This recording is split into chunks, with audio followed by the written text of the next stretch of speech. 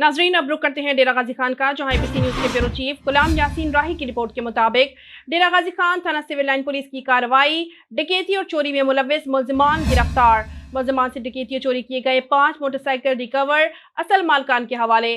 तफसीलात के मुताबिक एसएचओ थाना civil line Ziaul Mustafa SI ने बताया कि डीपीओ सईद अली और एएसपी सिटी रहमतुल्लाह के अहकामात की रोशनी में मोटरसाइकिल डकैती और चोरी में मुलव्विस मुल्जिमान के खिलाफ क्रैकडाउन जारी है। इसी सिलसिला में एएसपी सिटी सरकार रहमतुल्लाह की सुपरविजन में कार्रवाई अमल में लाते हुए डकैती और चोरी में मुलव्विस मुल्जिमान अब्दुल वहीद और समीउल्लाह को गिरफ्तार करके मुल्जिमान से 4 लाख रुपए से जायद मालियाती 5 अदद मोटरसाइकिल बरामद करके असल मालकान के हवाले कर दिए।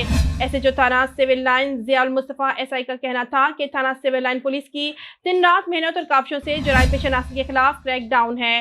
डीपीओ डेरा गाजी खान के अहकामात की रोशनी में अवाम उन्नास के तहफ़्फ़ुज़ को यकीनी बनाया जा रहा है।